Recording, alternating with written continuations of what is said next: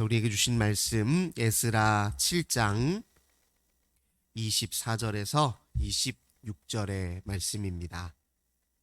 구약성경 720쪽에 있습니다. 에스라 7장 24절에서 26절의 말씀입니다. 에스라 7장 24절에서 26절 우리 석절 말씀을 한 목소리로 함께 봉독하겠습니다. 내가 너희에게 이르노니 제사장들이나 레위 사람들이나 노래하는 자들이나 문지기들이나 느디님 사람들이나 혹 하나님의 성전에서 일하는 자들에게 조공과 관세와 통행세를 받는 것이 옳지 않느니라 하였노라. 에스라여, 너는 내 손에 있는 네 하나님의 지혜를 따라 네 하나님의 율법을 아는 자를 법관과 재판관을 삼아 강 건너편 모든 백성을 재판하게 하고 그중 알지 못하는 자는 너희가 가르치라.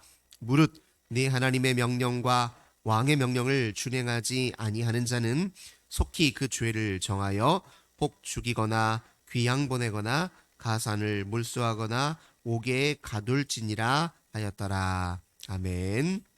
오늘도 주님과 함께 하루를 시작하시는 우리 모든 성도님들, 하나님께서 하늘의 크신 은혜와 평화 가득 부어주시길 주님의 이름으로 간절히 기원합니다. 남유다 백성들이 바벨론 포로 생활을 끝내고 본국으로 귀환할 때 크게 세 번에 걸쳐서 대대적인 귀환이 있었습니다. 첫 번째 귀환은 수룹바벨 지도자와 함께 주전 537년에 1차 귀환입니다. 이건 고레스 칙령에 의한 귀환이죠. 이때 가장 많은 수가 본국으로 돌아오긴 했습니다. 그러나 또 오늘 우리가 본문에서 읽고 있는, 소개하고 있는 이 에스라 지도자를 통해서 두 번째 포로 귀환이 있었는데 이것은 주전 458년경에 있었습니다. 이 458년경에 바사 페르시아 제국을 통치했던 왕이 누구였냐면 오늘 본문에 이렇게 등장하는 아닥사스다 왕이었습니다. 이 왕의 통치기 때에 에스라와 또 남유다 백성들 일부 그룹들과 레위 사람들 그리고 성전에서 봉사하는 사람들이 함께 2차 포로 귀환민으로 본국으로 돌아왔습니다. 그리고 3차는 주전 444년 때 느헤미야 총독 지도자와 함께 백성들이 본국으로 돌아왔습니다. 세 차례에서 이렇게 본국으로 돌아왔는데요. 특별히 오늘 에스라라고 하는 이 지도자는 어떤 인물이었는지 이제 본문 7장 6절 말씀을 한번 보겠습니다. 이 에스라가 바벨론에서 올라왔으니 그는 이스라엘의 하나님 여호와께서 주신 모세의 율법에 익숙한 학자로서 그의 하나님 여호와의 도우심을 입음으로 왕에게 구하는 것은 다 받는 자이더니. 에스라를 뭐라고 소개합니까?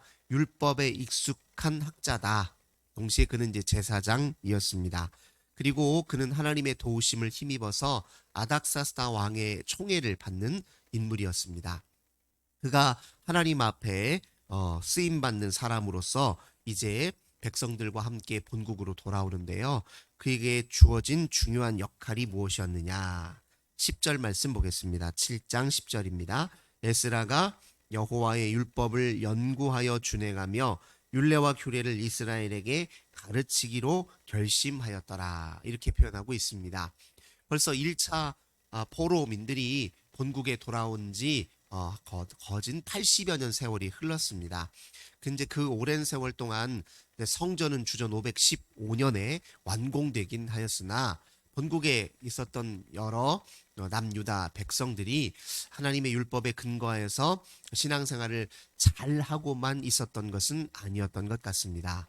그들이 오랜 세월 또 이방 민족들과 섞여 생활하면서 하나님의 율법에 소홀히 했던 측면이 있었기 때문에 하나님께서 에스라를 통해서 다시 한번 유다 백성들을 일깨우시고 주의 백성다운 모습으로 회복될 수 있도록 그를 준비시켰던 것으로 우리가 성경을 통해서 확인할 수 있습니다.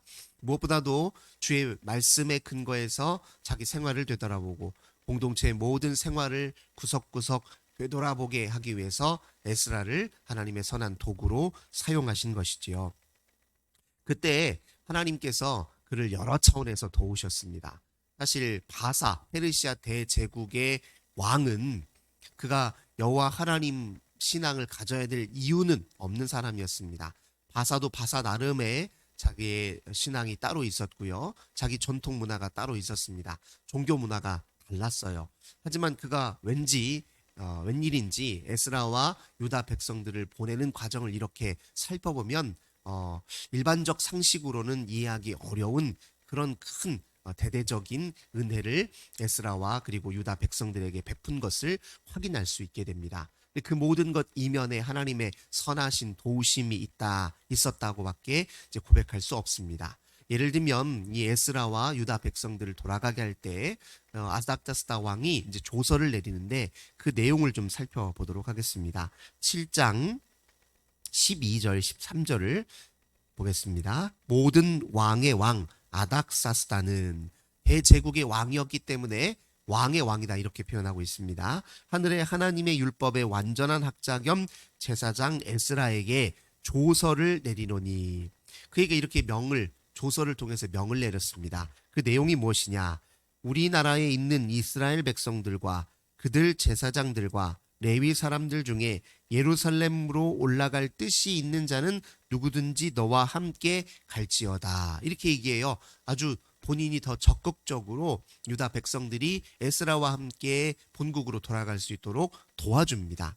그러니까 도와주는 방식도 아주 구체적인데요. 14절 보니까 너는 내 손에 있는 내 하나님의 율법을 따라 유다와 예루살렘의 형편을 살피기 위하여 왕과 7 자문관의 보냄을 받았으니, 아예 그 조서 안에 에스라의 역할까지도 정확하게 명시를 하고 있습니다. 너는 너희 하나님의 율법에 근거하여서 유다 백성들의 본국에 있는 유다 백성들의 삶을 구석구석 살펴보아라.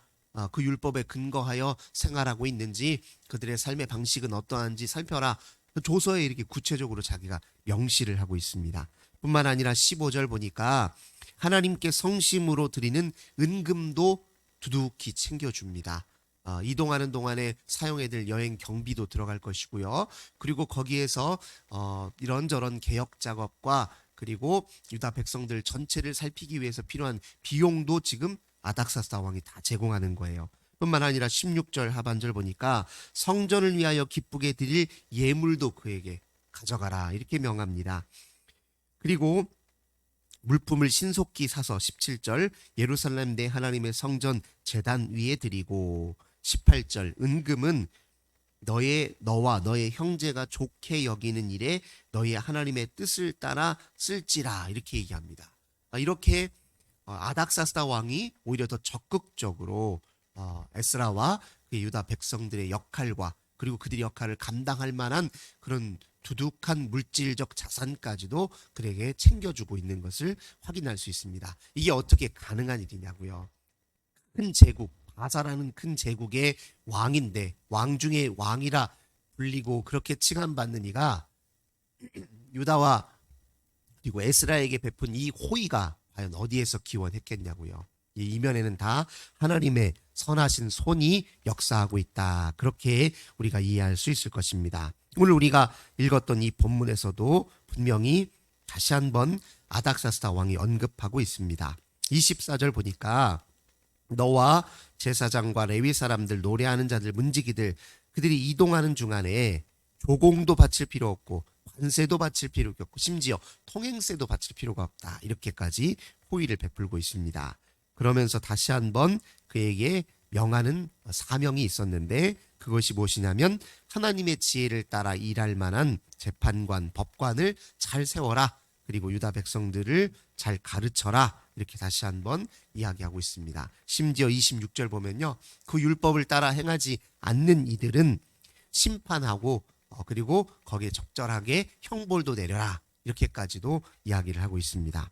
이 모든 일을 가능하게 하신 분이 바로 여호와 하나님이셨다라는 것이 에스라의 고백이기도 했습니다. 8장 18절입니다. 우리 하나님의 선한 손에 도우심을 입고 이런 표현이 등장해요. 8장 18절의 말씀. 즉 이 모든 이면에 바로 하나님이 선한 손이 이끌고 있다. 이렇게 본문이 표현하고 있는 것이죠. 우리 인생을 살면서 가장 분별하고 우선적으로 분별하고 살펴야 될 게 무엇이냐? 첫 번째, 우리 인생 속에 하나님의 선한 개입과 통치가 있음을 깨닫고 분별하고 알아차리는 일입니다. 그것을 깨닫고 분별하는 일이 가장 중요한 일이에요.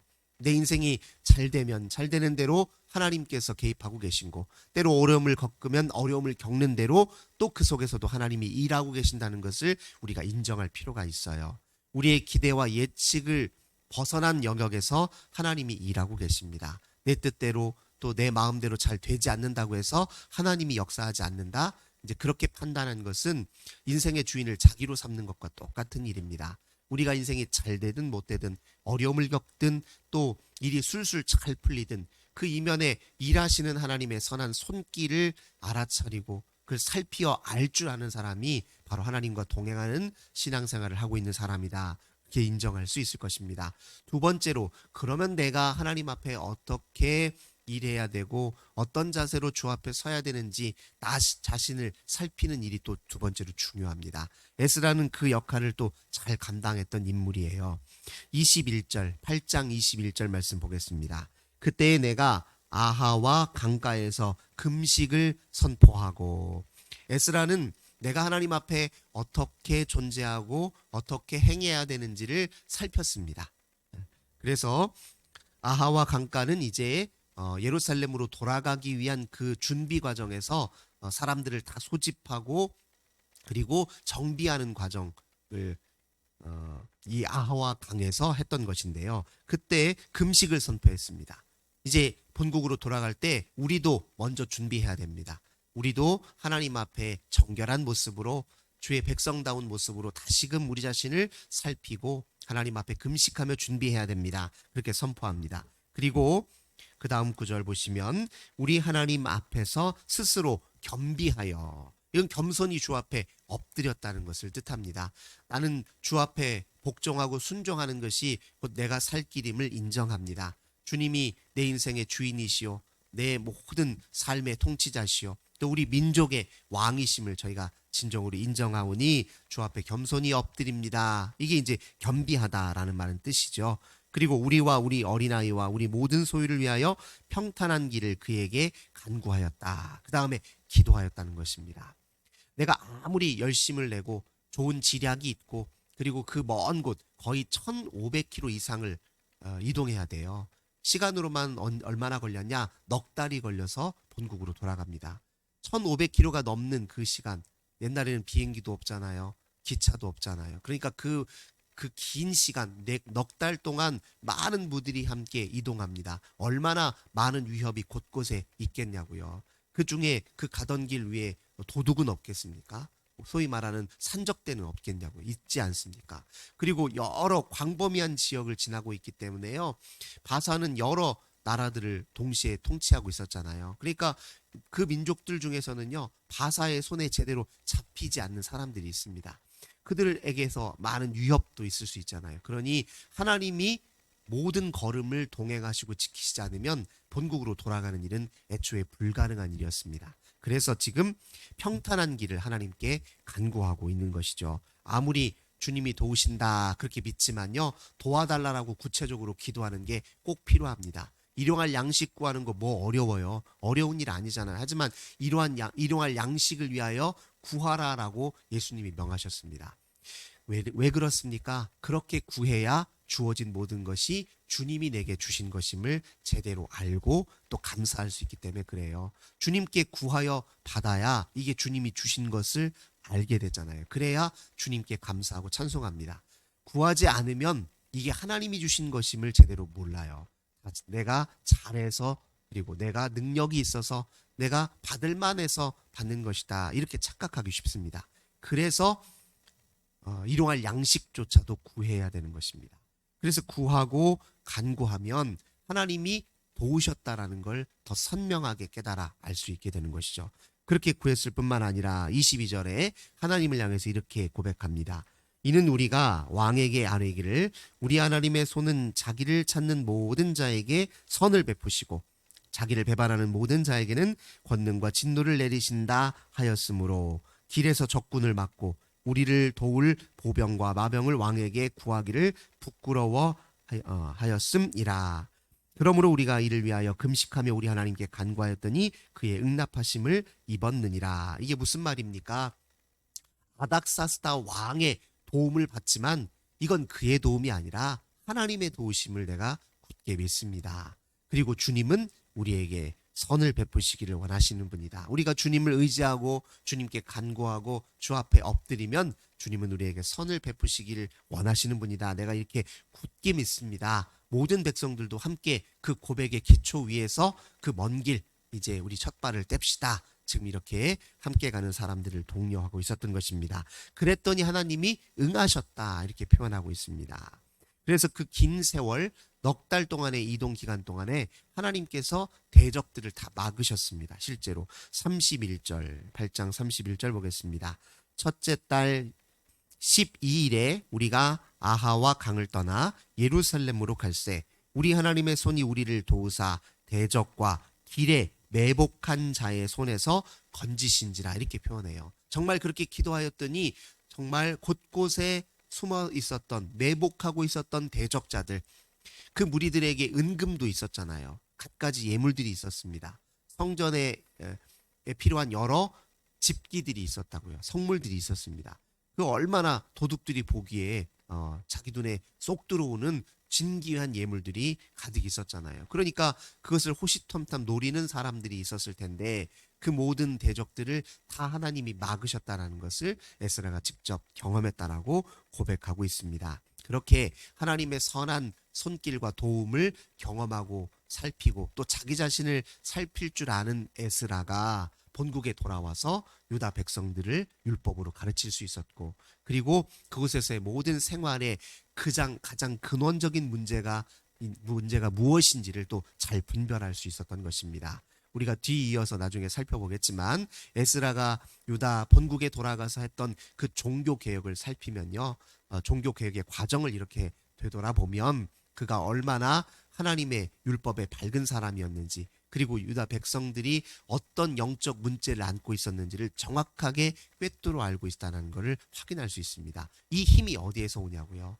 하나님의 선한 손을 분별하는 그 영적 훈련의 과정 속에서 그 눈이 밝아졌죠. 자기 자신을 늘 하나님 앞에 겸손하게 되돌아보며 살피는 그 힘에서 다 기원하고 있다는 것을 우리가 기억할 필요가 있습니다. 오늘 우리 인생 속에도 하나님의 선한 손길이 있습니다. 성경에서 말하는 것은 우리에게 역사하는 하나님을 알도록 이끌기 위해서 성경에 기록되어 있는 것입니다. 에스라에게 역사하셨던 하나님이 왜 우리에게 역사하지 않으시겠냐고요. 성경에서 하나님이 일하셨는데 왜 이 성경 속에서만 일하시겠냐고요. 하나님은 살아계시고 내 인생 속에 우리 인생 속에 우리 교회 가운데 이 민족 가운데 일하고 계시는 분이지 않습니까? 다만 우리가 그 선하신 손을 알아차리고 인정하고 그것을 살피어 볼 줄 알아야 됩니다. 뿐만 아니라 그 하나님을 따라서 내 자신을 살필 줄 알아야 됩니다. 그럼으로써 우리 인생이 하나님의 통치 가운데 온전히 머물러 모든 인생 속에 하나님의 아름다운 열매 또 하나님의 신비 은혜가 가득하시기를 주님의 이름으로 간절히 기원합니다. 좋으신 주님 감사드립니다. 오늘 에스라와 유다 백성들이 두 번째로 바벨론 포로 생활을 끝내고 본국으로 귀환하는 이야기를 통해서 우리가 우선적으로 삶에서 살펴야 될 것이 무엇인지 가르쳐 주시니 감사드립니다. 하나님의 선한 손이 오늘도 우리 인생 속에 통치하시고 다스리심을 저희들 살피고 잘 분별하게 하여 주옵소서. 그래서 그 선하신 통치에 겸비하여 순종하는 저희들 다 되게 하여 주옵소서. 먼저 말씀으로 우리 자신을 살피게 하시고 우리와 더불어 살아가는 이 세상에 하나님의 말씀에 거슬러 잘못된 것은 무엇인지 또 분별할 수 있는 눈도 저희에게 허락하여 주옵소서. 주의 말씀에 거스르는 잘못된 역사와 세계관과 그리고 이념과 또 문화를 잘 분별하여서 오직 주의 말씀으로 오히려 우리의 삶과 우리가 살고 있는 이 세상을 바꾸는 역량 있는 참된 당신의 백성들로 저희들 세워 주시옵소서. 주 예수님의 이름으로 간절히 기도드립니다. 아멘. 주신 말씀으로 함께 기도하시고 오늘도 환우들을 위해서, 우리 가정 자녀들을 위해서, 또 우리 교회와 이 나라 민족을 위해서 함께 기도하겠습니다. 좋으신 주님 감사드립니다.